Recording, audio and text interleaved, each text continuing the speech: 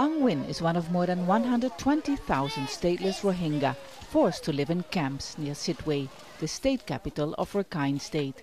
Because of a travel ban, he can only communicate with his relatives in northern Rakhine by phone. That's how he heard that his 60-year-old relative was shot by soldiers 2 weeks ago. One of my relatives was trying to hide in nearby area, so he was shot by the army personnel and killed on the spot. So on that event, that morning, they killed 7 persons.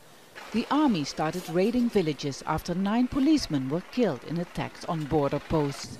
The government says 30 people died in fighting between security forces and an unidentified armed group. Shortly after the attacks on border police, this video of a group armed Rohingya appeared online. The government says they are foreign-trained terrorists. Rohingya leaders say they are frustrated local people. Sources in Mang Dao say the military crackdown has killed at least 100 people, mainly unarmed civilians. A man who does not want to be identified because he fears for his safety says 8 women and 1 baby were killed. 2 women were raped in a nearby village. In Cherubim village, they killed, some families. Like there's one delivery case just before 2 days ago. While they all are there, the military come into the home and then they shot, including baby and also women and other people. A presidential spokesman denies that extrajudicial killings have taken place.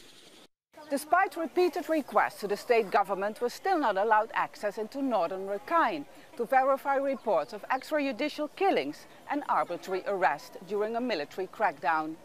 The United Nations has urged the Myanmar government to allow access to do a proper assessment into summary executions of civilians, including children.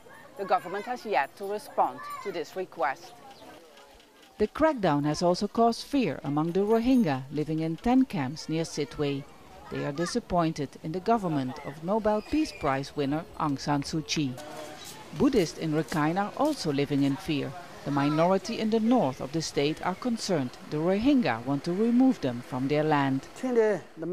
Since they are the majority in northern Rakhine, they want to dominate this land and they don't hesitate to kill Rakhine people. I think it is very dangerous for us in the future. The government has urged the nearly 1,500 Rakhine people who fled the violence to return back home. Around 15,000 Rohingya are still displaced. Tens of thousands are waiting for international aid organizations to be allowed access to deliver food and medical aid. Step Vassen, Al Jazeera, Sittwe, Myanmar.